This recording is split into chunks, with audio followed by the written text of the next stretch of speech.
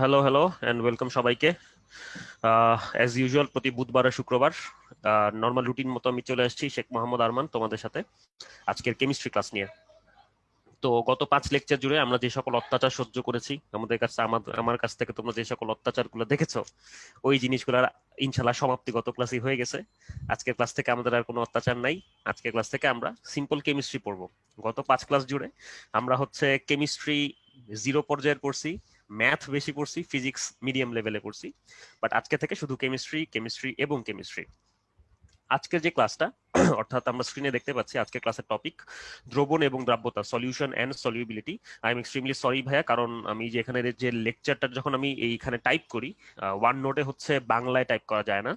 So that's why হচ্ছে আমার এখানে ইংলিশে টাইপ করা লাগছে, বাট ক্লাসটা আমি ইভেন্চুয়ালি বাংলা ইংলিশ দুইটা মিলাই নিব অ্যাজ ইউজুয়াল যেটা হয় আর কি। সো আজকের ক্লাসটা আসলে খুবই সহজ, এবং আজকের ক্লাসটা আমরা হচ্ছে একদম প্রথম লেকচারে রেশ ধরে টেনে নিয়ে আসবো আর কি। একদম প্রথম লেকচারে যদি তোমাদের মনে থাকে, আমরা প্রথম লেকচারে একদম ইন্ট্রোডাক্টরি কথাবার্তা বলেছিলাম। আমরা প্রথম লেকচার আলোচনা করেছিলাম রসায়ন কাকে বলে, রসায়নকে কতগুলো ভাগে ভাগ করা যায়, তারপর রসায়ন আসলে কি নিয়ে চিন্তা করে আর কি। রসায়ন আসলে হচ্ছে মূলত পদার্থ আর তার পরিবর্তন নিয়ে আলোচনা করে। তো আজকের লেকচারটা হচ্ছে সেই পদার্থ নিয়ে, অর্থাৎ পদার্থের একটা বিশেষ প্রকার দ্রবণ, সেই দ্রবণ নিয়ে আজকের আলোচনা। এবং এই দ্রবণ এবং সেই দ্রবণের সাথে রিলেটেড আরেকটা টার্ম যে দ্রাব্যতা, আমরা এগুলোর উপরে আজকে আলোকপাত করব। খুবই সহজ সহজ জিনিসপত্র, আমরা কিছু অ্যানিমেশন দেখবো, কিছু ভিডিও দেখবো, ওগুলোর উপরে ভিত্তি করে আমরা আসলে পুরোপুরি এই দ্রবণকে আমরা বুঝার চেষ্টা করব। তো ক্লাসটা শুরু করার আগে তোমরা আমাকে একটু তোমাদের উপস্থিতি সম্পর্কে একটু জানায় দাও প্লিজ। দেখি কে কে আছো আমাদের সাথে। ওয়ালাইকুম আসসালাম। আর সবাই দেখা যায় অলরেডি সালাম দেওয়া শুরু করছে। ওয়ালাইকুম আসসালাম ফরহাদ শেখ। ফরহাদ শেখের উপর আরবি লেখা আমি পড়তে পারতেছি না, আমি এক্সট্রিমলি সরি। অন্তর কুমার হ্যালো। সানন্দ গুড নুন, গুড নুন। এ পোলাপান তোমরা খাওয়া দাওয়া করছো তো? হ্যাঁ, আমি একটু শরীরটা খারাপ, আমার গলা শুনে নিশ্চয়ই বুঝতে পারতেছো অন্তর। আহ, আমি হচ্ছে আজকে খুবই গলায় কথা বলতেছি, আমার ফ্রিকোয়েন্সি লো হয়ে গেছে গলার, লো স্কেলে আছি। ওকে, আচ্ছা। আছি মোটামুটি রে, একটু ঠান্ডা লাগছে। এই সমস্যা সমস্যা নেই, অনলাইনে অনলাইনে কোনো কিছু কোনো সমস্যা হয় না। সো ইনশাল্লাহ আমি হচ্ছে লেকচারে রেস্ট ধরে একদম প্রথম লেকচারে আমরা হচ্ছে মিক্সচার বা মিশ্রণ সম্পর্কে আমরা একটু আইডিয়া নিয়েছিলাম। মিক্সচার মিক্সচার বা মিশ্রণ। ওকে, জিনিসটা কি ছিল? জিনিসটা ছিল হচ্ছে একাধিক বস্তু যখন একসাথে মিশে যায়, যেমন ধরো যে একটা লবণ আর পানি একসাথে মিশলো, অথবা ধরো তেল দুই ধরনের তেল একসাথে মিশলো, যেমন ধরো সয়াবিন তেল আর কেরোসিন তেল ইত্যাদি একসাথে মিশলো, এগুলাকে আমরা বলি হচ্ছে মিশ্রণ। এবং এই মিশ্রণকে মূলত তিনটা কম্পোনেন্টে বা তিনটা ভাগে ভাগ করা যায়। প্রথম ভাগকে বলা হয় সাসপেনশন। ওকে, প্রথম ভাগকে বলা হয় সাসপেনশন। সাসপেনশনের বাংলাও সাসপেনশন, তাই আমি এখানে বাংলা লিখলাম না। দ্বিতীয় যে ভাগ সেটাকে আমরা বলি হচ্ছে কলয়েড। কলয়েডের বাংলাও হচ্ছে কলয়েডস, আমি এখানে বাংলা লিখলাম না। 3 নম্বর যে ভাগ, সে 3 নম্বর ভাগ হচ্ছে সলিউশন বা দ্রবণ। সো এটার আমি বাংলাটা লিখবো সলিউশন, সরি, সলিউশন বা দ্রবণ। এই তিনটা হচ্ছে আমাদের মিশ্রণের তিনটা এক্সাম্পল। সো আমরা এখন এই তিনটা এক্সাম্পলই আসলে বোঝার চেষ্টা করব তিনটা উদাহরণের মাধ্যমে। সো আমরা তিনটা উদাহরণ নিয়ে নিই, তিনটা উদাহরণ নিলে আমাদের বুঝতে সুবিধা হবে। সো মনে করো আমরা তিনটা উদাহরণের মধ্যে প্রথম উদাহরণে নিলাম যে একটা গ্লাস আছে, সেই গ্লাসের মধ্যে কিছু পানি আছে আর এখানে কিছু বালি দেওয়া আছে। সো এটাকে আমরা নাম দিলাম বালির পানি। ওকে, ঠিক আছে, বালির পানি, সংক্ষেপে বিপি। ঠিক আছে, বালির পানি। আরেকটা গ্লাসে আমরা পিওর 1 গ্লাস দুধ নিলাম, এখানে পিওর 1 গ্লাস দুধ আছে, পিওর দুধ। ওকে, বিশুদ্ধ দুধ,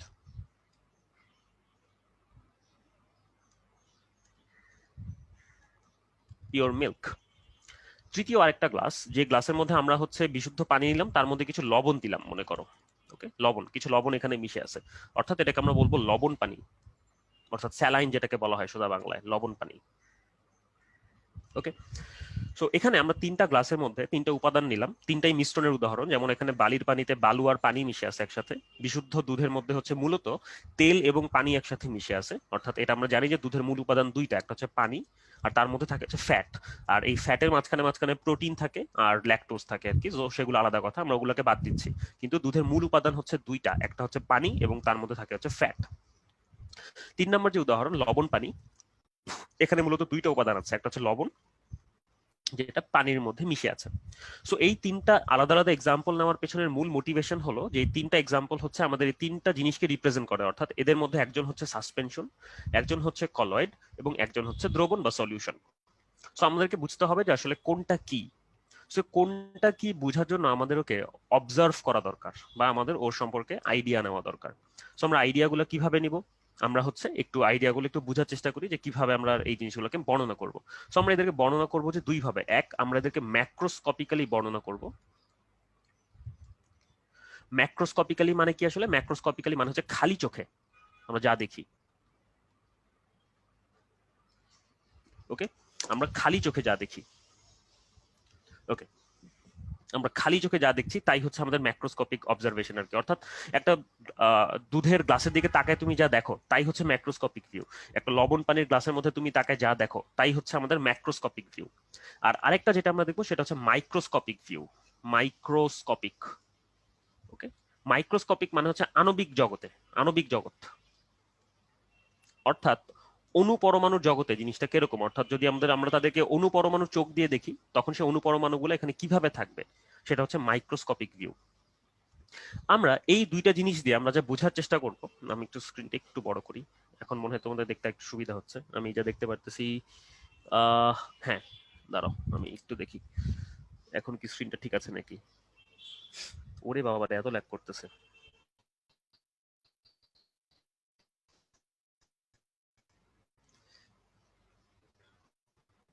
ওকে ওকে, আমি আমি স্ক্রিনটা বড় করছি ভাই, একটু অপেক্ষা করো, দেখো এখন ঠিক ঠিক হয় কিনা তোমাদের। আমি একটু দেখে নিচ্ছি স্ক্রিনটা বড় হচ্ছে কিনা। স্ক্রিন বড় করেছি, হ্যাঁ এখন একটু স্পষ্ট লাগছে আমার। ওকে, এক্সট্রিমলি সরি। ওকে, সো এখন আমরা যেটা দেখছি সেটা হলো যে আমরা এই বালির পানি, বিশুদ্ধ পানি, সরি বিশুদ্ধ দুধ এবং লবণ পানি, এই তিনটা জিনিসকে আমরা অবজার্ভ করব, খালি চোখে অবজার্ভ করব এবং অণুর পরমাণু জগতে গিয়ে অবজার্ভ করব। আমরা কি অবজার্ভ করবো আসলে? আমরা তো অনেক কিছু অবজার্ভ করতে পারি। আমরা চাইলে টেম্পারেচার অবজার্ভ করতে পারি, আমরা চাইলে চাপ অবজার্ভ করতে পারি, ঘনত্ব অবজার্ভ করতে পারি, রং অবজার্ভ করতে পারি। তো মানে অবজারভেশনের অনেক কিছু আছে। তো আমরা আসলে কি অবজার্ভ করব? আমরা আসলে হোমোজেনিটি বা সমসত্বতা অবজার্ভ করব। আমরা আসলে হোমোজেনিটি বা সমসত্বতা অবজার্ভ করব। ওকে, সমসত্বতা মানে কি? সমসত্বতা মানে হচ্ছে এই ওভারঅল পুরো জিনিসটা সব দিক দিয়ে দেখতে একই রকম নাকি আলাদা। যদি এই পুরো জিনিসটা সব দিক দিয়ে দেখতে একই রকমের হয় তখন একে আমরা বলি হচ্ছে সমসত্ব বা হোমোজিনিয়াস। যদি এটা সব দিক দিয়ে দেখতে একই রকমের না হয় তাহলে এটাকে বলা হয় হচ্ছে হেটেরোজিনিয়াস বা অসমসত্ব। সো তার মানে এখানে আমি যদি সমসত্বতার বেসিসে জাজ করি, আমাদের প্রত্যেকটা মিশ্রণ আইদার হবে সমসত্ব অথবা হবে অসমসত্ব। সো আইদার দেখতে এটা সব দিক দিয়ে একই রকম হবে অথবা হবে না। এখন আমি তোমাদের কাছে একটা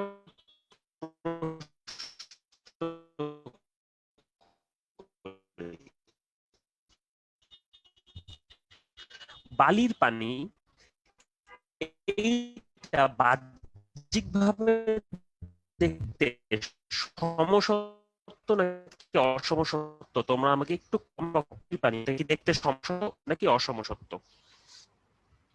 অনেক ল্যাক কোথায়?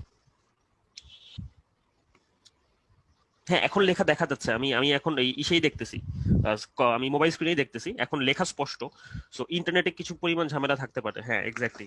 ওয়ালাইকুম আসসালাম। বেটা আমি প্রশ্ন করছি, একটা প্রশ্ন হচ্ছে বালির পানি এটা কি খালি চোখে দেখতে সমসত্ব নাকি অসমসত্ব?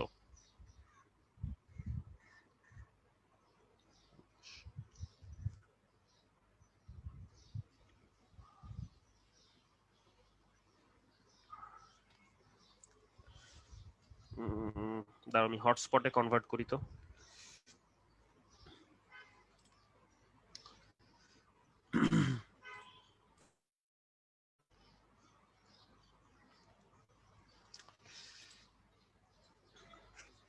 আচ্ছা এখন আমাকে একটু তোমরা জানাও যে আমার সাউন্ড কি এখন আবার ক্লিয়ার কিনা। আমি হচ্ছে আমার ইন্টারনেট কানেকশনটা চেঞ্জ করেছি।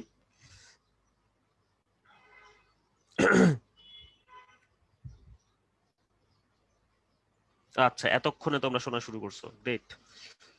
ওকে, হ্যাঁ আশা ঠিক আছো তুমি? আচ্ছা, আমি আবারও প্রশ্নটা তোমাদেরকে করি।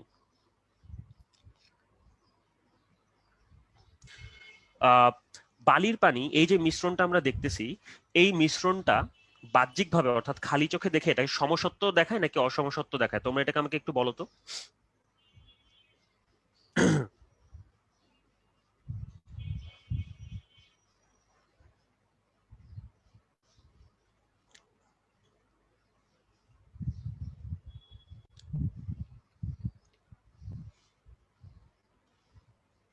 ওকে, সবার ক্লিয়ার আলহামদুলিল্লাহ। তোমরা আমাকে বলো যে বালির পানি এটা বাহ্যিকভাবে সমসত্ব নাকি অসমসত্ব? এক্স্যাক্টলি, বালির পানি অসমসত্ব, অসমসত্ব heterogeneous. Great, very good. Okay, so বালির পানি যদি আমরা খালি চোখে একটু অবজার্ভ করি, বালির পানি অবশ্যই একটা অসমসত্ব জিনিস, অসমসত্ব।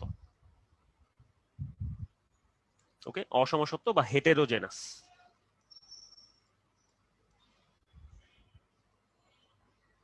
ওকে, তাহলে এখন আমরা পরবর্তী প্রশ্নতে আসি।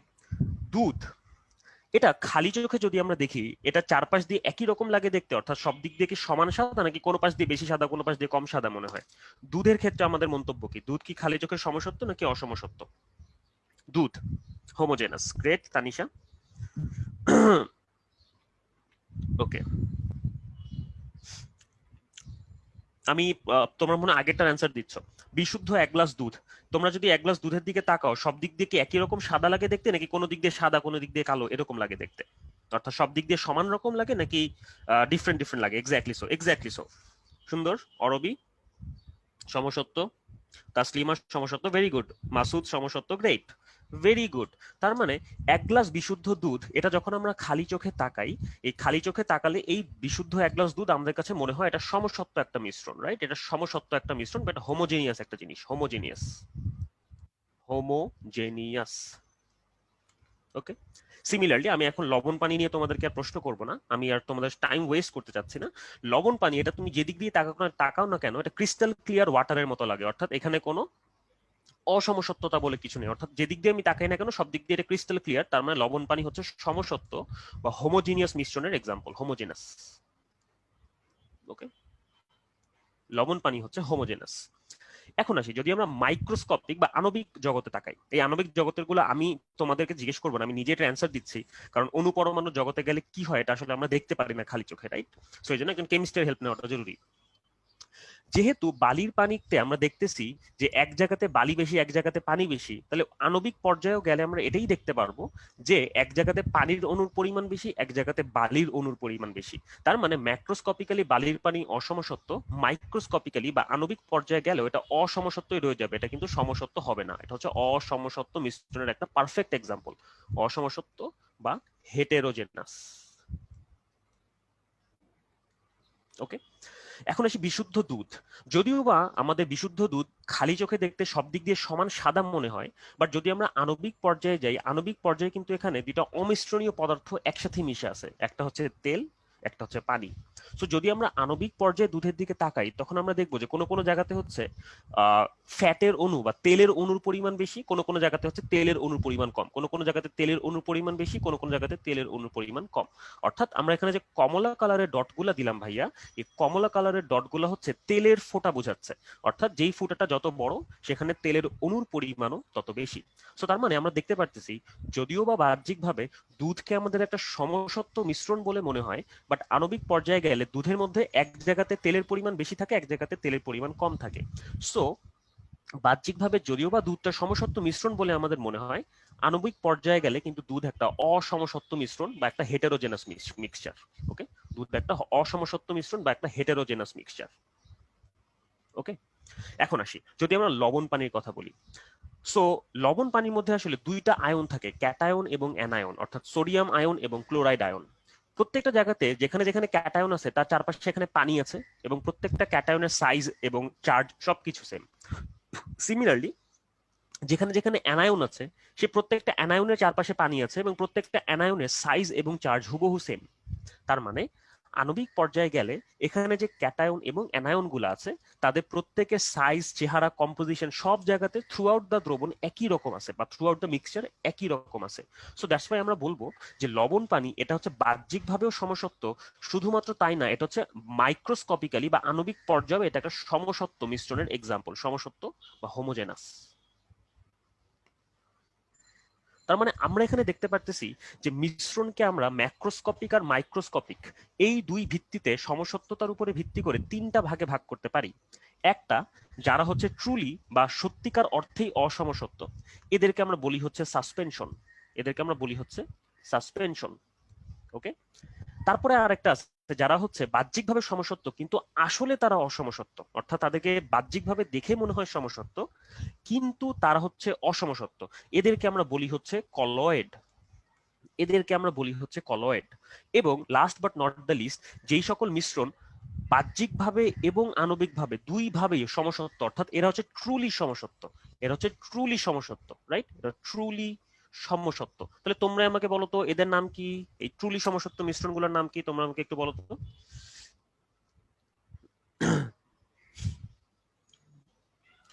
আহ না রানা, আমার ল্যাপটপে টাইম নষ্ট না, বেসিক্যালি এখানে ইন্টারনেট অনেক ল্যাগ করতেছে, এই জন্য হয়তো বা তোমাদের টাইমের মধ্যে একটু হেরফের দেখা দিচ্ছে।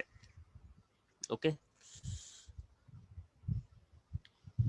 আর এক্স্যাক্টলি এতক্ষণে আমার কথা পোলাপাই শোনা শুরু করছে দূর, কি পরিমাণে যে ল্যাগ করতেছে, আমাদের কি পরিমাণে অস্বস্তি লাগতেছে আমি বুঝাতে পারবো না।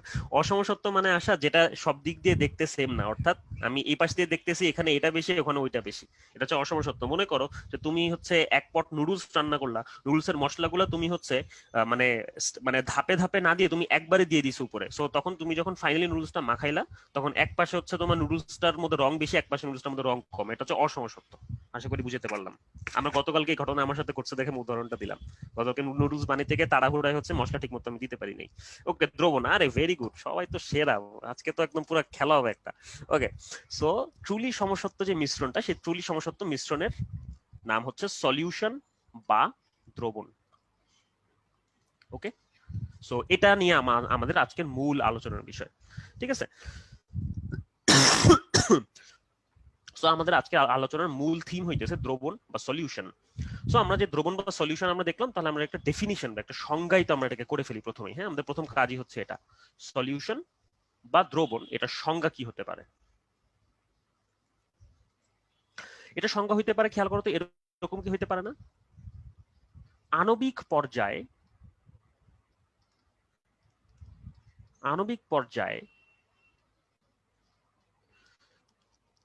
সমসত্ব মিশ্রণ, আণবিক পর্যায়ে সমসত্ব মিশ্রণকে দ্রবণ বলে, রাইট? কারণ যেই মিশ্রণটা আণবিকভাবে সমসত্ব সে আসলে সব দিক দিয়েই সমসত্ব। তো তার মানে এটা হচ্ছে আমাদের দ্রবণের একটা ডেফিনিশন হইতে পারে কিন্তু, যে আণবিক পর্যায়ে সমসত্ব মিশ্রণকে, আণবিক পর্যায়ে সমসত্ব মিশ্রণকে আমরা দ্রবণ বলতে পারবো। ওকে, সো এই গেল হচ্ছে মোটামুটি আমাদের দ্রবণের ক্রাইটেরিয়া, যে দ্রবণ কাকে বলে, আণবিক পর্যায়ে সমসত্ব মিশ্রণকে দ্রবণ বলা হয়। ওকে, এখন আমরা তাহলে চলে আসি, চলো যে দ্রবণের মধ্যে যে মিশ্রণটা তৈরি হলো, অর্থাৎ লবণ আর পানির মিশ্রণটা একটা দ্রবণ।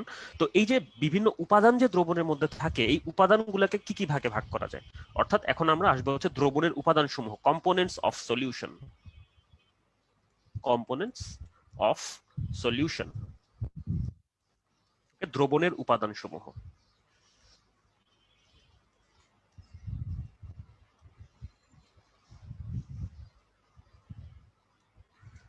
ওকে, সো এটা তোমরা আমাকে বলবে, এটা আমি আসলে জানি না, আমি আসলে এটা পড়াশোনা করি নাই, তোমরা আমাকে বলে দাও তো ভাইয়া, যে দ্রবণের উপাদান কি কি আছে, দ্রবণকে কয়টা উপাদানে ভাগ করা যায়, দ্রবণের মধ্যে কি কি থাকে, কি কি জিনিস দিয়ে দ্রবণ তৈরি হয়, বলো তো আমাকে তোমরা।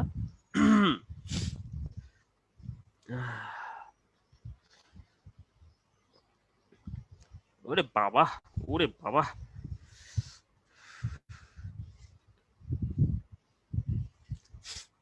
শাকিল এগুলোর ব্যাখ্যা পরে দিব না, ক্লাসের মধ্যে না, ঠিক আছে? আচ্ছা, পোলাপাইন অ্যান্সার দেওয়া শুরু করছে, দ্রব্য দ্রাবক, Mokarram, very good, Baharul, very good, ah হোমোসেপি, ভেরি গুড। আচ্ছা ওই বেটা রায়হান, একটা জিনিসের নাম বললি কেন, আরেকটা কই, নাকি আগে বলছিস তুই? না বলছিস নাই তো। ওকে, আচ্ছা, দ্রব দ্রাবক, এই তো সাবাস রায়হান, ভেরি গুড। আচ্ছা আশা, দ্রব আর দ্রাবক, ভেরি গুড। তার মানে আমাদের দ্রবণের উপাদান হচ্ছে দুইটা, একটা হচ্ছে দ্রব, একটা হচ্ছে দ্রাবক, একটা হচ্ছে দ্রব আর একটা হচ্ছে দ্রাবক, রাইট? তাহলে যারা আমরা একটু ইংরেজি পড়তে চাই, দ্রব মানে হচ্ছে সলিউট আর দ্রাবক মানে হচ্ছে সলভেন্ট। ওকে, সো এখন তাহলে আমাদের কথা হচ্ছে যে দ্রব কোনটা দ্রাবক কোনটা। যেমন লবণ পানির মিশ্রণে পানি দ্রাবক, লবণ দ্রব, এটা নিয়ে আমাদের কারো কোনো সন্দেহ নাই। বাট আমাদের একটা ডেফিনিশনে আসতে হবে, আমাদের একটা কমন গ্রাউন্ডে আসতে হবে যে আমরা কাকে দ্রব বলবো আর আমরা কাকে দ্রাবক বলবো। তো আমি এখানে একটু বুঝায় রাখি জিনিসটা, যে দ্রব বলতে আসলে বোঝায় যে যে দ্রবীভূত হয়, ওকে, যে দ্রবীভূত হয় তাকে আমরা দ্রব বলি। আচ্ছা, আমার এখানে লেখাটা একটু ভালো করা দরকার। হ্যাঁ, যে দ্রবীভূত হয় সে হচ্ছে আমাদের দ্রব, আর যে দ্রবীভূত করে সে হচ্ছে আমাদের দ্রাবক। যে দ্রবীভূত করে সে হচ্ছে আমাদের দ্রাবক। ওকে, যে দ্রবীভূত করে সে হচ্ছে আমাদের দ্রাবক। তার মানে আমাদের দ্রবণের মধ্যে যে দুইটা উপাদান আছে, দ্রব এবং দ্রাবক, তাদের ডেফিনিশন হচ্ছে অনেকটা এরকম, যে কোনো একটা দ্রাবকে দ্রবীভূত হয় সে হচ্ছে দ্রব, আর যে সেটাকে দ্রবীভূত করতেছে সে হচ্ছে আমাদের দ্রাবক। তার মানে আমরা অনেকটা এভাবে মনে করতে পারি যে যে দ্রবীভূত হচ্ছে আমরা তার ধর্ম মাপতে চাই। ওকে, আমরা তার সম্পর্কে জানতে চাই, আমরা ধর্ম মাপতে চাই, ধর্ম মাপতে চাই। আর যে দ্রাবক সেটা কিন্তু আগে থেকে আমরা জানি যে হচ্ছে দ্রাবক, ওখানে দ্রবটা দ্রবীভূত হয় কিনা আমরা চেক করে দেখি। তো তার মানে আমাদের যে দ্রাবকটা আছে, এই দ্রাবকটার আসলে ধর্ম আগে থেকে আমাদের জানা থাকে, ধর্ম জানা আছে। ঠিক আছে, ধর্ম আমাদের জানা আছে। সো এই জিনিসটা আসলে খুব বেশি জরুরি আমাদের বোঝা, কেননা আমি এখন যে এক্সাম্পল গুলা দিব, এই এক্সাম্পল গুলাতে দ্রব এবং দ্রাবক এটা বুঝে উঠতে আমাদের আসলে জীবনটা একটু বরবাদ হয়ে যাবে। ঠিক আছে, সো আমরা ওই জিনিসটার জন্য একটু প্রস্তুতি নিই। সো আমি তার আগে, আমি ওইখানে যাওয়ার আগে, প্রশ্নটাতে যাওয়ার আগে আমি তোমাদেরকে আরেকবার একটু বলে দেই। দ্রবণের মূল উপাদান হচ্ছে দুইটা, একটা হচ্ছে দ্রব, একটা হচ্ছে দ্রাবক। দ্রব হচ্ছে যে দ্রবীভূত হয়, আর দ্রাবক হচ্ছে যে দ্রবীভূত করে। ওকে, অর্থাৎ দ্রাবকের মধ্যে দ্রব দ্রবীভূত হয়। তার মানে আমরা দ্রাবককে স্ট্যান্ডার্ড ধরে সেখানে দ্রবগুলোকে দ্রবীভূত করি। তার মানে আমরা দ্রাবকের সম্পর্কে আগে থেকে জানি, তার মানে দ্রাবকের ধর্ম আমাদের জানা থাকে, আর দ্রবের ধর্ম আমরা বের করতে চাই। সো দ্যাটস ওয়াই আমাদের দ্রবের ধর্ম আমরা মাপতে চাই। এই হচ্ছে আমাদের মোটামুটি আইডিয়াটা। যেমন আমি লবণ পানির এক্সাম্পলে যদি দেই, আমরা চিনি পানি জিনিসটা কি, আমরা পানি আগে থেকেই জানি, পানি হচ্ছে একটা সার্বজনীন দ্রাবক, পানি হচ্ছে H2O। এই পানির মধ্যে কোনো একটা পার্টিকুলার লবণ দ্রবীভূত হয় কি না এটা চেক করার জন্য সেই লবণটা আমরা অ্যাড করছিলাম। সো দ্যাটস ওয়াই আমরা আসলে লবণের ধর্মটা মাপতে যাচ্ছি। সো দ্যাটস ওয়াই এখানে লবণটা হচ্ছে আমাদের দ্রব, যার ধর্ম আমরা মাপতে চাই, পানিটা হচ্ছে আমাদের দ্রাবক, যার ধর্ম আমরা আগে থেকে জানি। সো এখন তাহলে আমরা কিছু এক্সাম্পলে আসি। এক্সাম্পলস, এক্সাম্পলস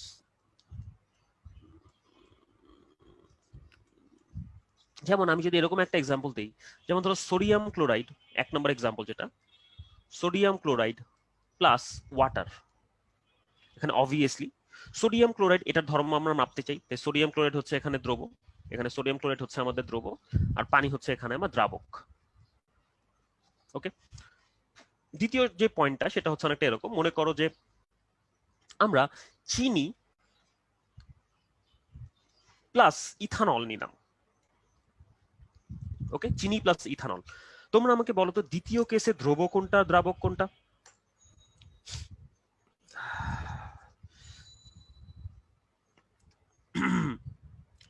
আচ্ছা, এখানে যে দ্রব দ্রাবক যে কথাগুলো আসতেছে, দ্রব দ্রাবক জিনিসগুলো কিন্তু শুধুমাত্র দ্রবণের জন্য অ্যাপ্লিকেবল।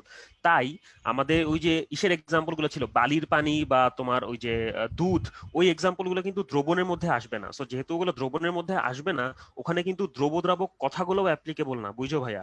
ওখানে যেহেতু এটা কলয়েড বা সাসপেনশন, ওখানে মিশ্রণের উপাদানগুলোর নাম ভিন্ন ভিন্ন। সো ওই নামগুলো নিয়ে আমরা এখন ডিল করবো না, ওগুলো আমরা পঞ্চম চ্যাপ্টারে যে জানবো। আমি আপাতত তোমাদেরকে কনফিউজ করতে চাই না, বাট তোমরা জেনে রাখো যে যদি কোনো একটা মিশ্রণ দ্রবণ না হয়, তুমি সেখানে দ্রব দ্রাবক কথাগুলো ইন জেনারেল বলতে পারবা না। তুমি যদি অবশ্যই একজন প্র্যাকটিসিং কেমিস্ট হও, তোমার ক্ষেত্রে আলাদা কথা, বাট তুমি যদি প্র্যাকটিসিং কেমিস্ট না হও, তুমি এই কথাগুলো বলতে পারবে না, এই কথাগুলো তোমার জন্য না আপাতত। ওকে, ভেরি গুড। আরে বাবা রে বাবা, পোলাপাইন তো পুরা কঠিন অবস্থা, মানে খাওয়া দাওয়া করে টাইট মতো বসছে, বোঝা যাইতেছে।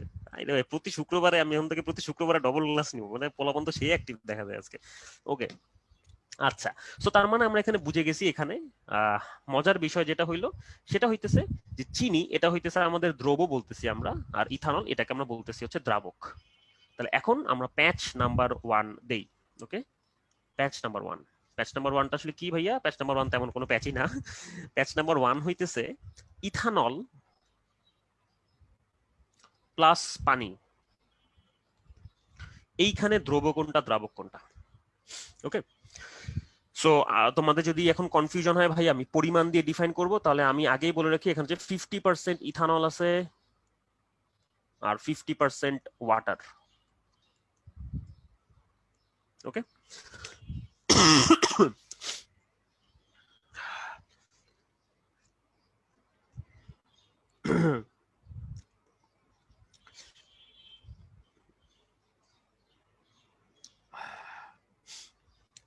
আচ্ছা সালমান, এটা ম্যাটার করে না আসলে, মানে কতজন লাইভে জয়েন করলো ওটা ম্যাটার না, রেসপন্স কিরকম পাইতেছি সেটা ম্যাটার করে আসলে। অন এন এভারেজ হচ্ছে ক্লাসগুলোতে এরকমই জয়েন আমি সবসময় দেখে আসি, অ্যাটলিস্ট আমার গুলাতে, যে 500 600 এরকম। ওকে, আচ্ছা, দ্রব ইথানল পানি দ্রাবক, ভেরি গুড, ভেরি গুড, দ্রব ইথানল পানি দ্রাবক। কেন এটা আমাদের মনে হইলো? ওকে, সো এখানে কিন্তু তোমরা অ্যান্সার কিন্তু ভুল দাও না, ইথানল হচ্ছে দ্রব, পানি হচ্ছে দ্রাবক, অ্যান্সার এখানে ভুল না, অ্যান্সার এখানে সঠিক। বাট সমস্যা তখন হয় যখন আমি তোমাদের একটা আননোন এক্সাম্পল দিয়ে দিব। মনে করো আমি দিলাম তোমাকে যে kerosene oil plus soybean oil, kerosene তেল আর সয়াবিন তেল, এইখানে দ্রব কোনটা দ্রাবক কোনটা? এখন একটু দেখি, তোমরা একটু বলো তো। এখনো যদি তোমাদের মধ্যে বিভাজন না দেখি তার মানে আমি বুঝবো যে ভাই তোমরা তোমাদের মতো ইউনাইটেড লোকজন এই দুনিয়াতে আর নাই। ওকে,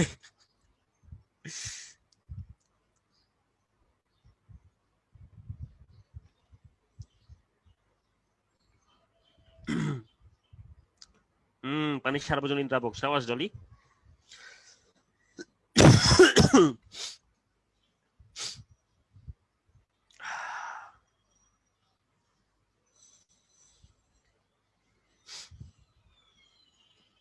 কেরোসিন সলভেন্ট, ও মাই গড। নাকি তো তুই বেটা, তোরা কি একটা ইয়ে দেখে, একটা কমেন্ট দেখে সবাই কি ওটা ফলো করতেছি নাকি? হ্যাঁ, লিডার লিডার চলতেছে এখানে, কঠিন অবস্থা। আচ্ছা,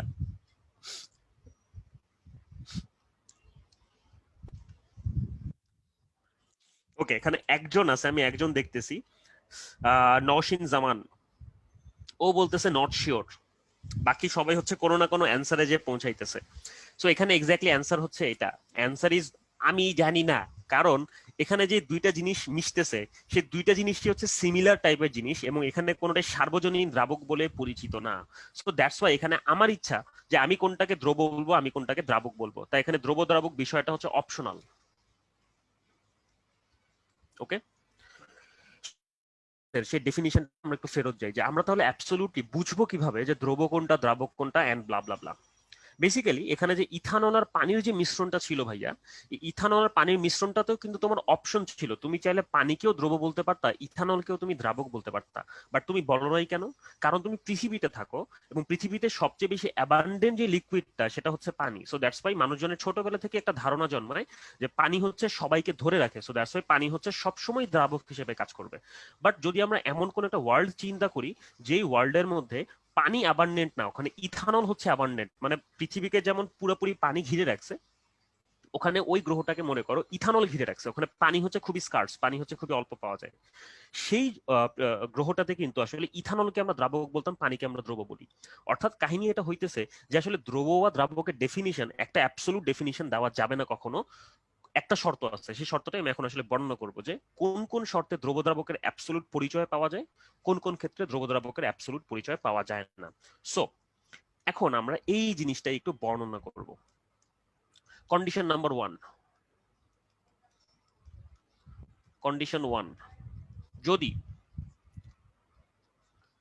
দ্রবের দশা ইজ নট ইকুয়াল টু দ্রাবকের দশা হয়। ওকে, যদি দ্রব, মনে করো যে দ্রব হচ্ছে সলিড, দ্রাবক হচ্ছে লিকুইড, মনে করো দ্রব হচ্ছে গ্যাস, দ্রাবক হচ্ছে সলিড, এরকম কোন একটা কিছু, অর্থাৎ দুজনের দশা সেম না। যদি দ্রব আর দ্রাবকের দশা সেম না হয়, দেন দ্রবণের দশা ইকুয়াল টু হয় হচ্ছে দ্রাবকের দশা, যেহেতু ধারক সে। সো দ্যাটস ওয়াই আমরা এটা এভাবে বলি। যেমন আমি যদি এখানে এক্সাম্পল দেই, যেমন ধরো লবণ আর পানি যখন মিশতেছিল, লবণ হচ্ছে সলিড, পানি হচ্ছে লিকুইড, এবং এদের যে রেজাল্টিং দ্রবণটা পাওয়া গেল সে দ্রবণটা হচ্ছে লিকুইড দ্রবণ বা তরল দ্রবণ। সো যেহেতু এটা তরল দ্রবণ, তার মানে এখানে যেই জিনিসটা তরল ছিল, অর্থাৎ লবণ এবং পানির মধ্যে যে জিনিসটা তরল ছিল সেটা হবে হচ্ছে তার মধ্যে দ্রাবক, অর্থাৎ দ্রবণের দশা ইকুয়ালস টু হচ্ছে দ্রাবকের দশা। অন দি কন্ট্রারি, যদি আমরা কন্ডিশন 2 তে যাই,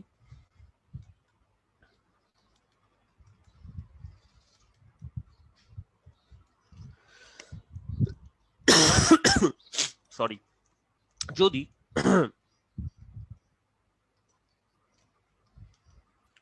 যদি দ্রবণের দশা ইকুয়ালস টু, সরি, দ্রবের দশা, দ্রবণের দশা না তো, দ্রবের দশা, সরি আমি একটু ভুল করছি। যদি দ্রবের দশা ইকুয়ালস টু দ্রবণের দশা হয়,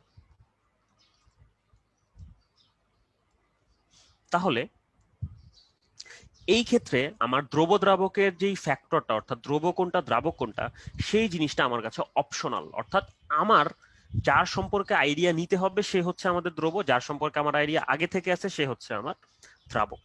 ওকে, সো এটা আমাকে একটু মাথায় রাখতে হবে। আমি এখানে একটু ভুল করছি, ভুলটা হচ্ছে যেটা, সেটা হচ্ছে আমি এখানে দ্রাবক লেখার জায়গায় আমি এখানে দ্রবণ লিখছি। আমি extremely sorry for that. Okay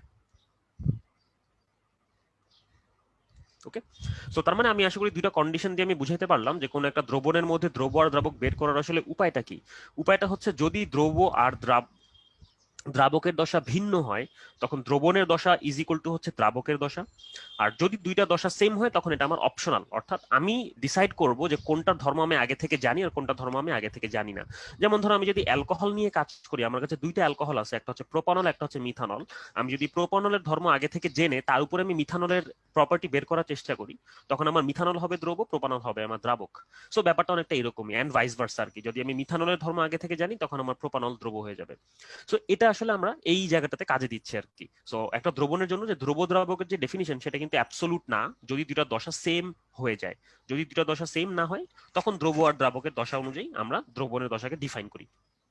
so এই হচ্ছে মোটামুটি আমাদের দ্রবণ সম্পর্কে বা দ্রবণের উপাদান সম্পর্কে যা যা আইডিয়া নেওয়ার।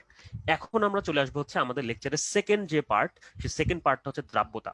সো তার আগে আমি হচ্ছে আপনাদের একটু অপিনিয়ন নিতে চাই যে আমি হচ্ছে এখন পর্যন্ত দ্রবণ সম্পর্কে যা যা আইডিয়া দিছি, দ্রবণের দুইটা উপাদান, দ্রব, দ্রাবক, দ্রব কাকে বলে, দ্রাবক কাকে বলে, দ্রব দ্রাবকের উপাদান থেকে কিভাবে তাদেরকে আলাদা করা যায়, ব্লা ব্লা ব্লা, এই জিনিসগুলো যদি বুঝে থাকি তাহলে একবার করে ইয়েস বলতে থাকি আর কি।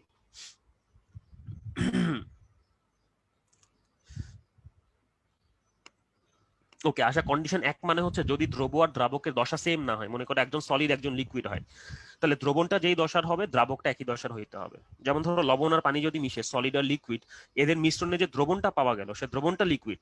তার মানে আমাদের দ্রব দ্রাবকের মধ্যে, অর্থাৎ লবণ আর পানির মধ্যে যে জিনিসটা লিকুইড ছিল সেটা হবে দ্রাবক। ঠিক আছে, সো যেমন লবণ আর পানি যদি মিশে, দ্রবণটা যেহেতু লিকুইড হচ্ছে, তার মানে পানি যেহেতু লিকুইড ছিল, পানি হচ্ছে দ্রাবক। গ্রেট।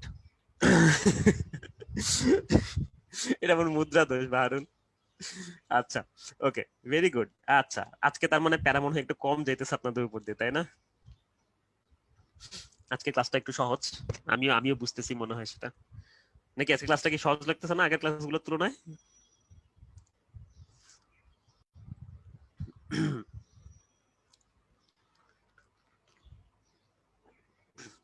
বাহ, ধ্রুব পুরো বুঝতে পেরেছি পর্যন্ত লিখছে, সে অবস্থা।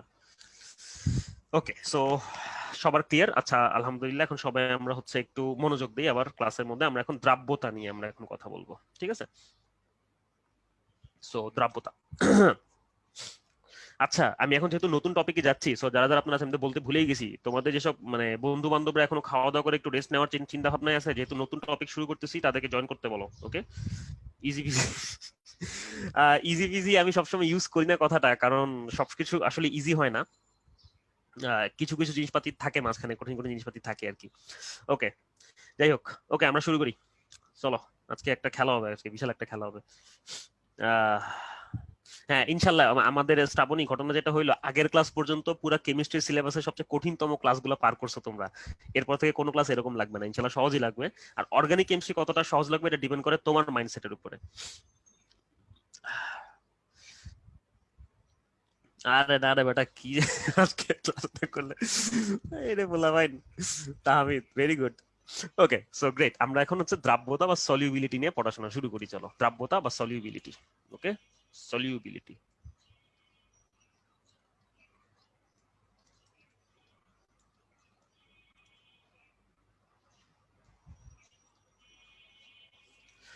ওকে, সলিউবিলিটি বা দ্রাব্যতা শুরু করার আগে আমি হচ্ছে তোমাদের একটুখানি 3 নম্বর চ্যাপ্টার থেকে ঘুরে নিয়ে আসতে চাই। এটা আশা করি তোমাদের জাহিদ স্যার হচ্ছে পড়াই দিয়েছেন অলরেডি। সেটা হচ্ছে আন্তঃআণবিক আকর্ষণ বল, ভ্যান ডার ওয়ালস বল, হাইড্রোজেন বন্ধন, আশা করি ইত্যাদি তোমাদেরকে পড়ানো হয়েছে।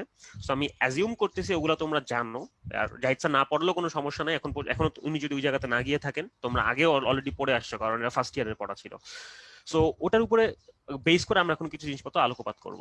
ওকে, আমরা এখন দ্রবণকে ভাগ করব ইন্টারঅ্যাকশনের উপরে ভিত্তি করে বা মিথস্ক্রিয়ার উপরে ভিত্তি করে। Interaction between solute and solvent.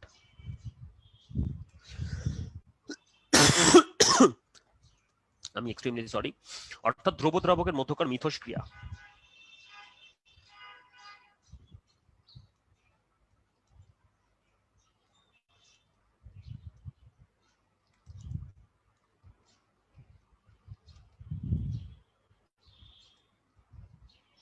Myths, এই ক্রিয়া বানান কি রে, এরকম না?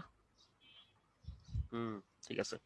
ওকে, এটার মানে হচ্ছে যে যখন লবণ আর পানি একসাথে মিশতেছে বা ইথানল আর পানি একসাথে মিশতেছে, তখন তাদের মধ্যে কি ধরনের আকর্ষণ বল তৈরি হচ্ছে, এটা হচ্ছে আমাদের এখনকার টপিক। কারণ দ্রাব্যতা যদি আমরা পড়তে চাই, আমাদেরকে আসলে বুঝতে হবে যে কিভাবে তারা মিশে। এই জিনিসটা যদি আমরা না বুঝি, তাহলে কিন্তু আমাদের দ্রাব্যতা পড়াটা হবে না।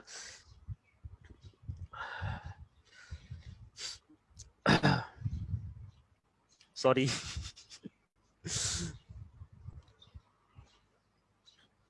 ওকে, আচ্ছা। তো এখন আমরা আসি যে interaction between solute and solvent বা দ্রব দ্রাবকের মধ্যে যে মিথস্ক্রিয়া হয়, তার উপরে ভিত্তি করে আমরা হচ্ছে দ্রবণকে দুইটা ভাগে ভাগ করতে পারি আর কি। একটা ভাগ যেখানে মিথস্ক্রিয়াগুলো হচ্ছে সমসত্ব বা হোমোজেনাস। ওকে, হোমোজেনাস ইন্টারাকশন বা সমসত্ব মিথস্ক্রিয়া। আমি এগুলো ব্যাখ্যা করবো, এটা নিয়ে কোনো টেনশন করার কোনো দরকার নাই। Homogeneous interaction. আরেকটা হচ্ছে হেটেরোজেনাস ইন্টারাকশন। Heterogeneous interaction. ওকে, এই কথা দুইটার মানে কি আমরা এখন এটি একটু বোঝার চেষ্টা করি। একটু মনে করেন যে এই কোরকম কোন একটা ঘটনা ঘটছে যে লবণ অর্থাৎ সোডিয়াম ক্লোরাইড, এই জিনিসটাকে আমরা পানির মধ্যে দিয়ে দিছি হাইড্রোজেন, হাইড্রোজেন, অক্সিজেন। ওকে, তার কারণে একটা দ্রবণ তৈরি হইলো। তাহলে দ্রবণটাতে যাওয়ার আগে আমরা আগে ইন্ডিভিজুয়ালি দ্রব দ্রাবকের মধ্যে কি জাতীয় ইন্টারাকশন বিদ্যমান ছিল সেটা আমরা একটু বুঝে নেই। এখানে সোডিয়াম ক্লোরাইড, এটা এখানে একটা আয়নিক বন্ধন ছিল, রাইট? এখানে আয়নিক ইন্টারাকশন ছিল। আর পানির যে নিজস্ব অণুগুলো আছে, অর্থাৎ পানির দুইটা অণুর মধ্যে হাইড্রোজেন বন্ধন ছিল, রাইট? পানির দুইটা অণুর মধ্যে হাইড্রোজেন বন্ধন ছিল। তার মানে পানির অণুগুলা বা দ্রাবকের অণুগুলোর মধ্যে যে ইন্টারাকশন, সেই ইন্টারাকশনটা হচ্ছে আমাদের হাইড্রোজেন বন্ধন বা হাইড্রোজেন বন্ড। বাট যখন এরা একে অপরের মধ্যে দ্রবীভূত হয়ে যায়, অর্থাৎ লবণ যখন পানিতে দ্রবীভূত হয়, তখন লবণের যে আয়নগুলা থাকে তার চারপাশে কিন্তু আমাদের পানির অণুগুলা জমা হয়, রাইট? তার চারপাশে পানির অণুগুলা জমা হয়। লবণের যে আয়নগুলা থাকে তার চারপাশে আমাদের পানির অণুগুলা এভাবে জমা হয়। তাহলে এখানে আমি যদি দ্রবণটা চিন্তা করি, দ্রবণের মধ্যে কি জাতীয় ইন্টারাকশন বিদ্যমান? দ্রবণের মধ্যে হচ্ছে একটা ডাইপোল আর একটা আয়নের মধ্যবর্তী ইন্টারাকশন বিদ্যমান, এবং এদেরকে আমরা বলি হচ্ছে আয়ন ডাইপোল বল বা আয়ন ডাইপোল ইন্টারাকশন। অর্থাৎ একটা ডাইপোল, পানি যেমন একটা পোলার যৌগ, একটা ডাইপোল, এবং একটা আয়ন, ক্লোরাইড আয়ন বা সোডিয়াম আয়ন, যেটাই আমরা বলি না কেন, তাদের মধ্যে একটা ইন্টারাকশন তৈরি হইলো।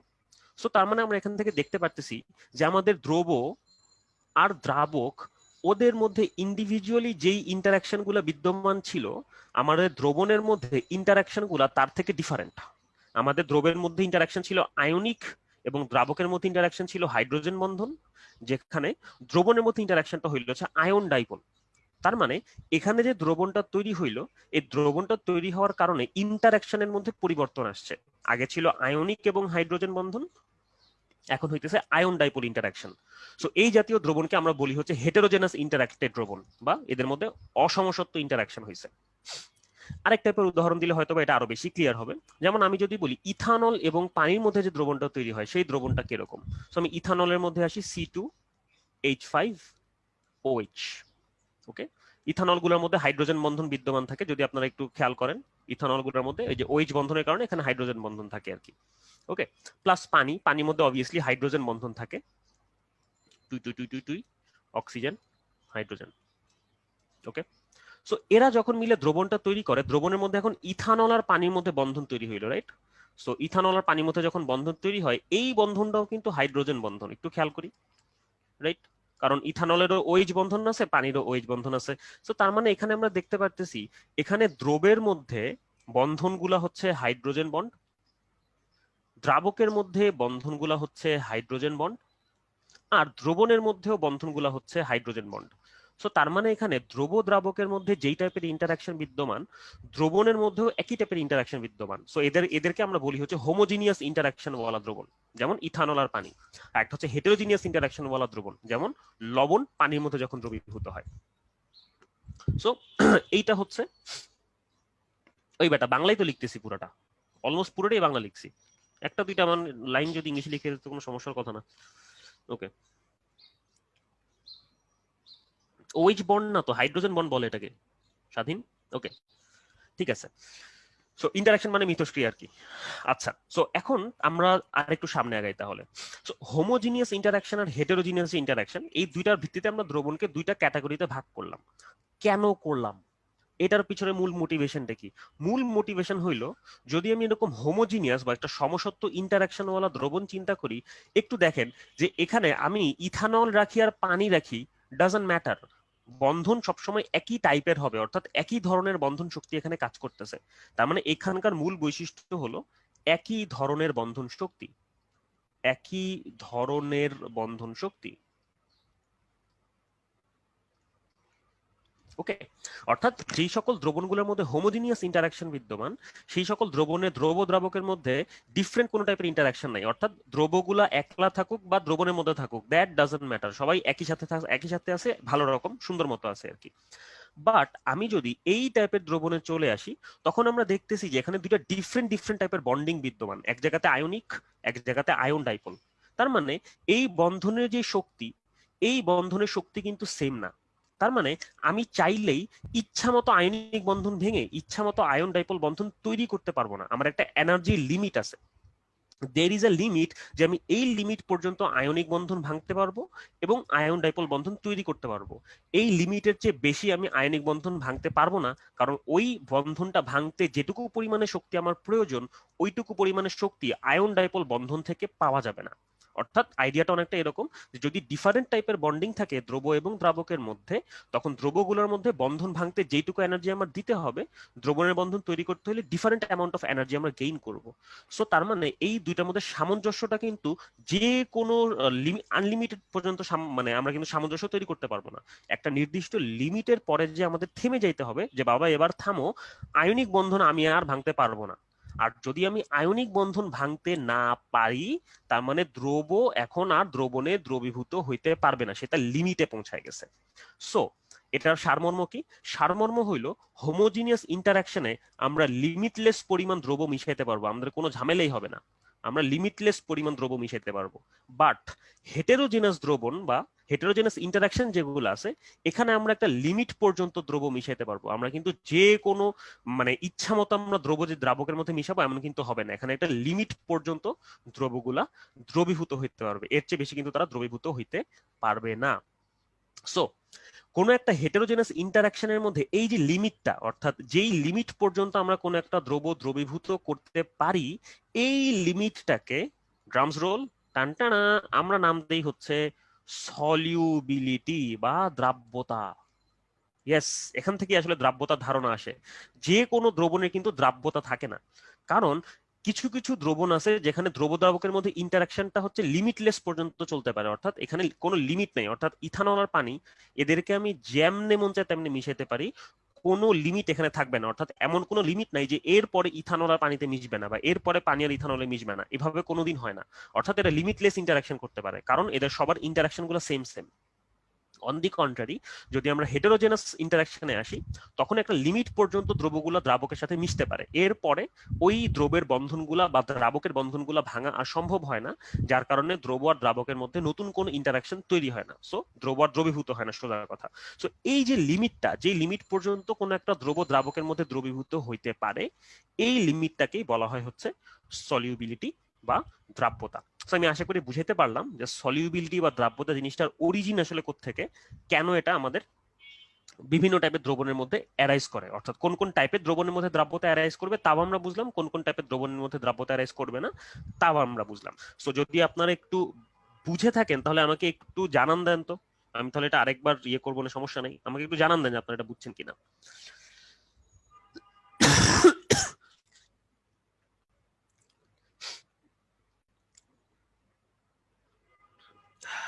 না আহাদ, অসমসত্ব ইন্টারাকশন আর অসমসত্ব দ্রবণ দুই জিনিসটা সেম না।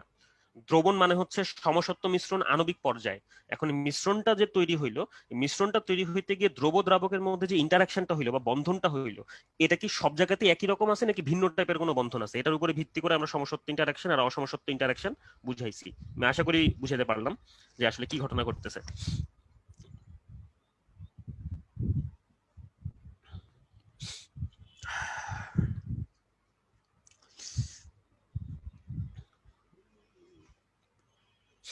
ওকে,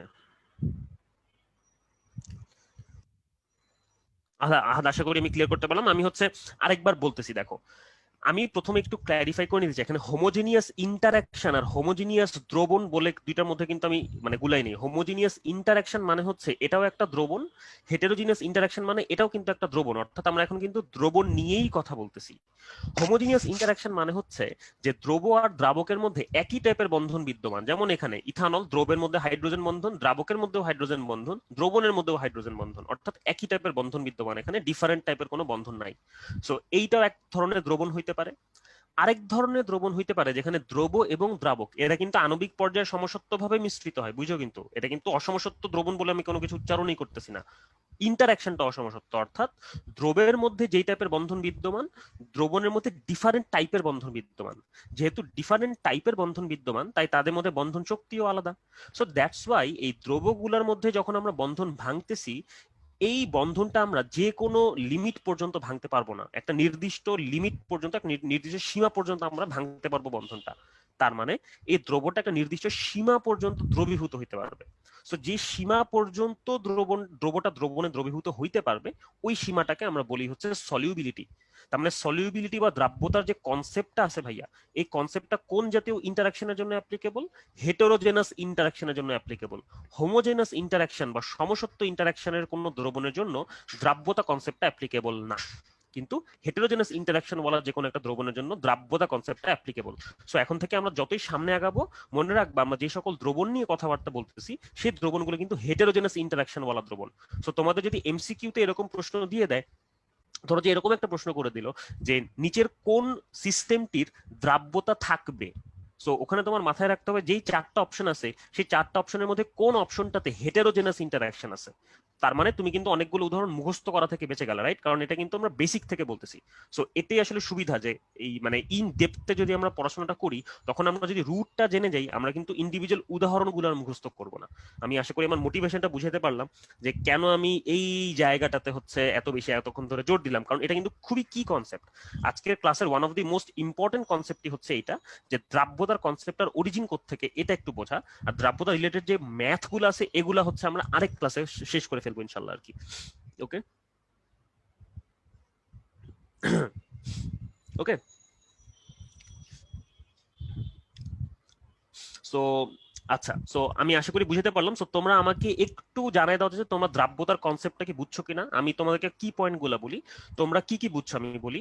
তোমরা হচ্ছে দ্রাব্যতা কোন টাইপের দ্রবণের জন্য অ্যারাইজ করে এটা বুঝছো, দ্রাব্যতাটা কখন আমরা বলবো এই জিনিসটা আমরা বুঝতে পারছি, যে এই লিমিটটাতে পৌঁছাইলে আমরা তাকে দ্রাব্যতা বলবো। এখন আমরা যেটা করবো, এরপর আমরা সম্পৃক্ত অসম্পৃক্ত দ্রবণটার কনসেপ্টটা বর্ণনা করবো। সো তার আগে আমি তোমাদের একটু ক্লারিফিকেশন নিতে চাই যে তোমরা বুঝছো কিনা ভাইয়া।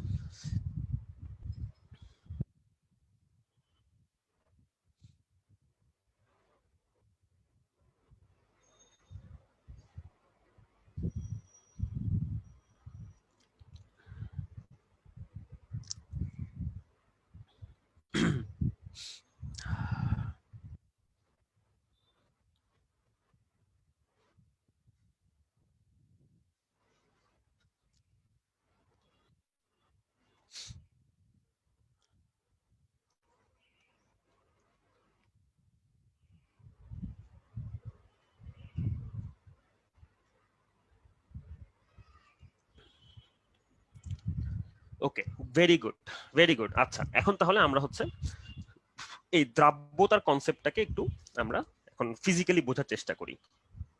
মনে করো যে এখানে কোনো একটা দ্রাবক আছে, এই দ্রাবকের মধ্যে আমরা কোনো একটা দ্রব্য মিশাচ্ছি। সো এটা কোনো একটা দ্রাবক, এখানে কোনো একটা দ্রব্য আমরা মিশাচ্ছি। ওকে, সো আমরা এখানে কোনো একটা দ্রব্য আমরা মিশাচ্ছি।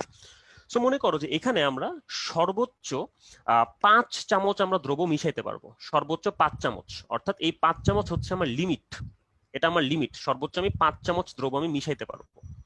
তো এখানে আমরা 3টা সিনারিও কল্পনা করি। এক, এখানে আমরা 2 চামচ দ্রব্য মিশাইছি। ওকে, তার মানে এখানে 2 চামচ দ্রব্য মিশানোর পরে একটা দ্রবণ তৈরি হবে এবং সে দ্রবণের মধ্যে আরো দ্রব্য যোগ করা যাবে চাইলে। সো এটা এক ধরনের সিনারিও। সো এই সিনারিওটাকে আমরা বলি হচ্ছে অসম্পৃক্ত বা আনস্যাচুরেটেড। অসম্পৃক্ত, অসম্পৃক্ত বা আনস্যাচুরেটেড, আনস্যাচুরেটেড। ওকে, 2 নম্বর সিনারিও, মনে করে এখানে 5 চামচ দ্রব্য মিশতে পারবে, আমরা এখানে ঠিক 5 চামচ পরিমাণ দ্রব্য আমরা এখানে মিশাইলাম। ওকে, তাহলে এটা পুরোটা দ্রবণটা এখানে মিশে থাকবে আর কি, এখানে 5 চামচের পুরোটা এখানে পড়ে থাকবে, এখানে কোনো অধক্ষেপ তৈরি হবে না। রাইট, এখানে কোনো অধক্ষেপ তৈরি হবে না কারণ আমরা ঠিক 5 চামচ পরিমাণে মিশাইছি। সো এই দ্রবণটাকে, ইউ গেসড ইট, আমি তোমাদেরকে জিজ্ঞেস করবো না, এই দ্রবণটাকে বলা হয় হচ্ছে সম্পৃক্ত দ্রবণ বা স্যাচুরেটেড সলিউশন। সম্পৃক্ত দ্রবণ বা স্যাচুরেটেড সলিউশন। ওকে, 3 নম্বর পয়েন্টটা খুব সাবধানে খেয়াল করো। মনে করো এখানে আমরা 7 চামচ দ্রব্য দ্রবীভূত করছি। অর্থাৎ এখানে যে আমাদের দ্রবীভূত থাকতে পারার কথা 5 চামচ, বাট এখানে সামহাও 7 চামচ দ্রবীভূত অবস্থায় আছে। অর্থাৎ এখানে তুমি যদি মনে করো যে আচ্ছা, যেহেতু আমাদের 5 চামচ হচ্ছে লিমিট, তাহলে এখানে 5 চামচ মিশে থাকবে আর এখানে 2 চামচ হচ্ছে নিচে অধক্ষেপ হিসেবে জমা হবে। নো, এখানে কোনো অধক্ষেপ নাই, কারণ অধক্ষেপ তৈরি হওয়া মাত্র এটা কিন্তু সাসপেনশন হয়ে যাবে। তাই একটু মাথায় রাখবা যেখানে 5 চামচ 7 চামচ আমরা সামহাও দ্রবীভূত করে রাখছি, এখানে কোনো অধক্ষেপ এখনো তৈরি হয় নাই। ওকে, অর্থাৎ এটা খুবই হাইলি আনস্টেবল একটা অবস্থা, কিন্তু এখানে এটা একটা অবস্থা হইতে পারে আর কি। সো এখানে আমরা দেখাইতেছি যে এখানে 7 চামচ দ্রবীভূত অবস্থায় আছে। এই অবস্থায় বা এই হাইলি আনস্টেবল একটা অবস্থায় এই দ্রবণটাকে আমরা বলি হচ্ছে অতিপৃক্ত দ্রবণ। খেয়াল করো এখানে কিন্তু 2 চামচ অধক্ষিপ্ত এখনো হয় নাই। ওকে, এখানে কিন্তু 2 চামচ এখনো অধক্ষিপ্ত হয় নাই, এটাকে বলে সুপার স্যাচুরেটেড। ওকে, সুপার স্যাচুরেটেড। আমি এই বিষয়ে তোমাদের একটা ভিডিও আমি এখন দেখাচ্ছি, তোমরা যদি একটু খেয়াল করো। এখানে বর্তমানে তোমরা স্ক্রিনে যে এই দ্রবণটা দেখতে পাচ্ছ, এটা হচ্ছে সুপার স্যাচুরেটেড বা অতিপৃক্ত অবস্থায় আছে। এই দ্রবণের মধ্যে যতটুকু দ্রব্য থাকতে পারার কথা তার থেকে বেশি পরিমাণে দ্রব্য দ্রবীভূত আছে। তোমরা খেয়াল করো এখানে কিন্তু কোনো অধক্ষেপ নাই, এটা একদম ক্রিস্টাল ক্লিয়ার একটা দ্রবণ। এখন এটাকে যদি একটু ডিস্টার্ব করা হয় কি হবে, খেয়াল করো, এটাকে একটু ডিস্টার্ব করা হলো, কিছু একটা করা হলো। ওকে, কিছু একটা যদি করা হয়, এই যে খেয়াল করে ধাপ করে এই যে এই জায়গাটাতে খেয়াল করো যে এখানে কিন্তু আমাদের দ্রব্যগুলো আলাদা হওয়া শুরু হলো। রাইট, সো এই যে আলাদা হওয়া যে শুরু হলো, এটা সুপার স্যাচুরেটেড বা অতিপৃক্ত দ্রবণের বৈশিষ্ট্য। যে যেহেতু এখানে সম্পৃক্ততা থেকে বা লিমিট থেকে বেশি পরিমাণে দ্রব্য উপস্থিত আছে, সো আমি যখনই এটাকে একটু ডিস্টার্ব করব, ওই অতিরিক্ত দ্রব্যটুকু ধাপ করে দ্রবণ থেকে আলাদা হওয়া শুরু করবে। এই প্রসেসটাকে বলা হয় ক্রিস্টালাইজেশন বা কেলাসন প্রক্রিয়া। যদিও এটা তোমাদের সিলেবাসে, নতুন সিলেবাসে বাদ দিয়ে দিছে, অর্থাৎ রিভাইজ সিলেবাস যেটা, এটা নিয়ে আমরা কথাবার্তা বলবো না, বাট নামটা জেনে রাখো যে একটা অতিপৃক্ত দ্রবণের মধ্যে যখন তুমি ডিস্টার্ব করবা, ডিস্টার্ব করা মাত্রই অতিরিক্ত যে দ্রব্যগুলো ছিল তারা দ্রবণ থেকে আলাদা হয়ে গেল। তোমরা আমাকে একটু বলো তো, যে স্ক্রিনে তোমরা এখন যে অবস্থাটা দেখতে পারতেছো, এই অবস্থাটাতে এই সিস্টেমটাকে আমরা কি বলবো? সাসপেনশন, কলয়েড নাকি দ্রবণ? বর্তমানে যে ছবিটা তোমরা দেখতে পারতেছো। ওকে, আমি আবার একটু অ্যানিমেশনটা তোমাদের চালাই দিই, দেখো।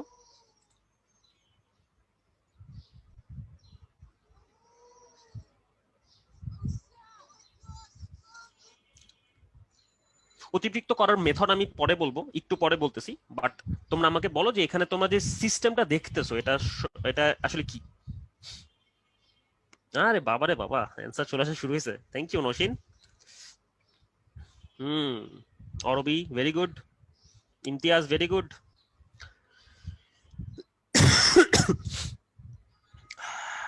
মোকাররম, তুমি একটু, মোকাররম আহমেদ, যে তুমি একটু চিন্তা করো যে কলয়েড হচ্ছে বাহ্যিকভাবে সমসত্ব মনে হয়, বাট এখানে এটা কিন্তু বাহ্যিকভাবে সমসত্ব না।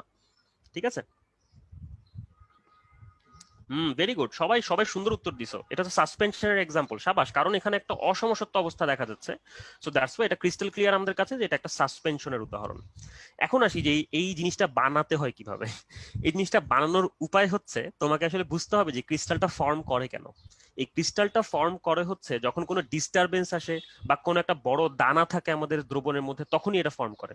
সো তুমি যখন একটা সুপার স্যাচুরেটেড বা একটা অতিরিক্ত দ্রবণ বানাইতে চাও, তোমাকে মেক শিওর করতে হবে তুমি দ্রবণটা খুবই স্টেবল একটা জায়গায় বানাচ্ছ, অর্থাৎ ওই জায়গাটাতে কোনো নড়াচড়া হইতেছে না, টেম্পারেচার ওখানে ফিক্সড, একদমই জাস্ট ফিক্সড অবস্থায় আছে, এবং তুমি ওখানে খুব ধীরে ধীরে দ্রবগুলো অ্যাড করতেছো যাতে করে দ্রব অ্যাড করার সময় ওখানে কোনো ঝাঁকুনি না আসে। সো খুবই খুবই ডেলিকেট একটা প্রক্রিয়া সুপার স্যাচুরেটেড বা অতিরিক্ত দ্রবণ বানানোর জন্য। তোমরা এই জিনিসটা একটা ফিল যদি নিতে চাও, তোমরা ফিল নিতে পারো, ভেরিটেজমের একটা ভিডিও আছে, আমি এই লিঙ্কটা হচ্ছে এই লেকচারের সাথে পোস্ট করে দিব, যে ওই লিঙ্কটা দেখে তোমরা আসলে বুঝতে পারবা যে কিভাবে এটা একটা তোমরা বাসা বাড়িতে বানাইতে পারো। আসলে একটা কাছাকাছি জিনিসে যাইতে পারবা, কিন্তু এক্স্যাক্টলি এটা হবে না, বাট কাছাকাছি একটা জিনিসে যাইতে পারবা। জিনিসটা খুবই ইন্টারেস্টিং, তোমরা চাইলে বাসায় ট্রাই করতে পারো, but eventually this is called super saturation. Okay, so তার মানে আমি আশা করি বুঝাতে পারলাম যে দ্রবণ, যে সকল দ্রবণের মধ্যে একটা লিমিট থাকে, সেই লিমিটটাকে বলা হয় দ্রাব্যতা। এই লিমিটের চেয়ে কম পরিমাণে দ্রব দ্রবীভূত থাকলে তাকে বলা হয় অসম্পৃক্ত দ্রবণ। লিমিটের সমান পরিমাণ দ্রব দ্রবীভূত থাকলে তাকে বলা হয় হচ্ছে সম্পৃক্ত দ্রবণ। লিমিটের চেয়ে বেশি পরিমাণ দ্রব দ্রবীভূত থাকলে তাকে বলা হয় হচ্ছে অতিপৃক্ত দ্রবণ। বাট অতিপৃক্ত দ্রবণ আসলে বেশিক্ষণ অতিপৃক্ত থাকে না, ওটা একটুখানি যদি ডিস্টারবেন্স দেওয়া হয় ওখান থেকে দ্রব অধক্ষিপ্ত হয়, এবং দ্রব অধক্ষিপ্ত হইলে সেখানে একটা নিচে অধক্ষেপ জমা হয়, রাইট? ওকে, সো তার মানে আমাদের কাছে যেটা হইলো যে আমাদের কাছে অতিপৃক্ত বলে আসলে কিছু নাই। আমরা যদি 7 চামচ লবণ মিশাই, 7 চামচের মধ্যে এখানে 2 চামচ পড়ে থাকবে, 7 চামচের মধ্যে এখানে 2 চামচ পড়ে থাকবে, আর 5 চামচ হচ্ছে উপরে দ্রবীভূত অবস্থায় থাকবে, রাইট? এখানে 5 চামচ দ্রবীভূত অবস্থায় থাকবে। সো এই হচ্ছে মোটামুটি আমাদের দ্রবণ সম্পর্কে আইডিয়া। এখন তোমাদের কাছে লাস্ট কুইজ যে প্রশ্নটা, সেটা হচ্ছে উপরে, অর্থাৎ এই যে অধক্ষেপটুকু বাদ দিয়ে উপরে যে দ্রবণটুকু আছে, এই দ্রবণটুকু কেমন দ্রবণ, অসম্পৃক্ত নাকি সম্পৃক্ত? এটা তোমরা আমাকে একটু কমেন্ট বক্সে জানাও তো।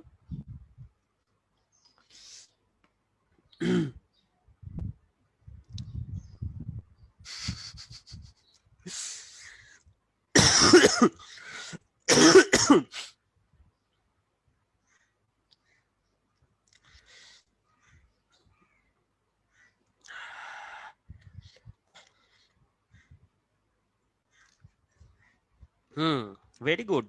ওরে বাবা রে বাবা, পোলাপাইন তো পুরো পুরো ফর্মে আছে আজকে। সম্পৃক্ত, সাবাস, ভেরি গুড। ইয়েস, এক্স্যাক্টলি, এখানে যে উপরে যে দ্রবণটা পড়ে থাকবে সেটা হচ্ছে আমাদের সম্পৃক্ত দ্রবণ। সো তার মানে আমাদের মাথায় রাখতে হবে আমাদের কাছে সুপার স্যাচুরেটেড বা অতিরিক্ত বলে কিছু নাই। যদি সম্পৃক্ততার চেয়ে বেশি পরিমাণে দ্রব উপস্থিত থাকে তখন অতিরিক্ত দ্রবটা অধক্ষেপ হিসেবে জমা হবে। যদি সেটা দ্রাবকের চেয়ে হালকা হয় উপরে ভেসে উঠবে, যদি ভারী হয় নিচে জমা হবে। তো এটাকে আমরা অধক্ষেপই বলবো বা সেডিমেন্টেশন বলবো। এই হচ্ছে আমাদের মোটামুটি দ্রবণ সম্পর্কে আইডিয়া। তাহলে আমি যদি আজকে একটু সামারি করি যে আজকে আমরা আসলে কি কি শিখলাম। আজকে আসলে আমরা মেলা জিনিস শিখছি। আমরা আজকে শিখছি যে মিশ্রণ কাকে বলে, মিক্সচার কাকে বলে।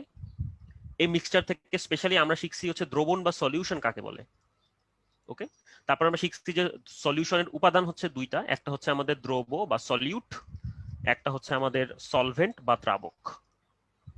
ওকে, তারপরে আমরা শিখছি যে সকল সলিউশনের মধ্যে আসলে দ্রাব্যতার একটা লিমিট থাকে না, বা দ্রবে দ্রবীভূত হওয়ার লিমিট থাকে না। সো যেই সকল দ্রবণের মধ্যে লিমিট থাকে সেই লিমিট গুলাকে আমরা বলি হচ্ছে সলিউবিলিটি বা দ্রাব্যতা। এবং উপস্থিত দ্রবের পরিমাণ দ্রাব্যতাকে অতিক্রম করলো কি করলো না তার উপরে ভিত্তি করে দ্রবণকে 3 ভাগে ভাগ করা যায়। একটা ভাগকে বলা হয়েছে অসম্পৃক্ত, যেখানে হচ্ছে দ্রাব্যতার চেয়ে কম পরিমাণে দ্রব উপস্থিত আছে, অসম্পৃক্ত। একটা ভাগকে বলা হয় সম্পৃক্ত, যেখানে হচ্ছে দ্রাব্যতার সমপরিমাণ দ্রব উপস্থিত আছে। আর একটা ভাগ হচ্ছে অতিপৃক্ত, যেখানে হচ্ছে দ্রাব্যতার চেয়ে বেশি পরিমাণে দ্রব ওখানে উপস্থিত আছে। সো এই হচ্ছে মোটামুটি আমাদের আজকের আলোচনার বিষয় ছিল। আজকে আমরা কোনো ম্যাথে যাই নাই, কারণ একই দিনে কনসেপ্ট এবং ম্যাথ দুইটা আসলে হজম করতে একটু কষ্ট হয়ে যায়, এটা আমি বুঝি। সো আমরা নেক্সট দিন থেকে দ্রাব্যতা এবং দ্রাব্যতা গুণফল রিলেটেড যে প্রবলেম গুলো আছে, যে ম্যাথমেটিক্যাল অ্যাসপেক্ট গুলো আছে, ওগুলা নিয়ে আমরা আলোচনা করব। এবং এর মধ্য দিয়ে আমরা আমাদের লেকচারের যে প্রথম পার্ট, আমাদের ফার্স্ট পেপার যে প্রথম যে অংশটা আছে, অর্থাৎ গুণগত রসায়নের অংশটা যেটা বা বন্ডিং এর অংশটা যেটা, সেটা আমরা শেষ করে ফেলবো। তারপর আমি ইনশাল্লাহ তোমাদের একটা পরীক্ষা নিব, এর মাঝখানে আমি আরেকটা হোমওয়ার্ক দিব। তো সেই হোমওয়ার্কটা তোমরা ভালো মতো করবা, এবং এই হোমওয়ার্ক এবং পরীক্ষা সবকিছুর একটা সামেশন করে আমরা একটা ক্লাস নিব যেটা হচ্ছে এক্সটেন্ডেড প্রবলেম সলভিং ক্লাস। ওখানে আমরা এই প্রবলেমগুলোর উত্তর দেখব, সাথে সাথে নতুন কিছু প্রবলেম থ্রো করব, ওই প্রবলেমগুলো আমরা বোঝার চেষ্টা করব। সো প্রবলেমগুলো যখন আমরা দিব ভাইয়া, তখন আমরা আসলে বলে দিব যে কোন প্রবলেমটা কোন ক্যাটাগরির। এটা হচ্ছে আমি প্রথম কয়েকটা পরীক্ষার বেলায় করব, অর্থাৎ যখন আমি হচ্ছে তোমাদের প্রথম দিককার মডেল টেস্টগুলো নিব, তখন আমি হচ্ছে পরীক্ষার মানে প্রশ্নের পাশে আমি লিখে দিব যে প্রশ্নের মাত্রাটা কেমন, এটা কি সহজ, কঠিন নাকি মিডিয়াম। ওকে, সো এইগুলো আমি বলে দিব যাতে করে তোমরা আসলে বুঝতে পারো যে সহজ প্রশ্নগুলা কেমন হয়, কঠিন প্রশ্নগুলো কেমন হয়, এবং তুমি তোমার নিজের অবস্থানটাকে জাস্টিফাই করতে পারো যে আমি বর্তমানে কোন অবস্থায় আছি, আমাকে যদি আরেকটু উপরে উঠতে হয় তাহলে আমাকে আর কতটুকু পরিমাণে এফোর্ট দিতে হবে। সো এটা হচ্ছে আপাতত আমার প্ল্যান যে আমি কিভাবে তোমাদের পরীক্ষাগুলো নিব। পরীক্ষাগুলো নেওয়ার কথা এখনই বলতেছি, কারণ আমরা মোটামুটি পরীক্ষা নেওয়ার একটা পর্যায়ে চলে আসছি আর কি। নেক্সট ক্লাসে যে ম্যাথগুলো করব তার উপরে ভিত্তি করে আমরা আসলে এই হোল চ্যাপ্টারের উপর একটা পরীক্ষা নেওয়ার ব্যবস্থা করে ফেলতে পারি আর কি। সো ইনশাল্লাহ সবাই ভালো থাকবা, আশা করি আজকের ক্লাসটা তোমাদের কাছে সহজ লাগছে, এবং I am extremely sorry for the past 5 classes, because ওই ক্লাসগুলো আসলেও কঠিন ছিল। ওই ক্লাসগুলো আমারও কঠিন লাগে, তোমাদেরও কঠিন লাগে, দুনিয়ার সবারই ওটা কঠিন লাগে। কোয়ান্টাম মেকানিক্স দুনিয়ার কারো কাছে ইজি না। ওকে, সো এই গেল হচ্ছে মোটামুটি আজকে আমাদের ক্লাস। সো আশা করি তোমরা সবাই ভালো থাকবা, সুস্থ থাকবা, সবাইকে খোদা হাফেজ।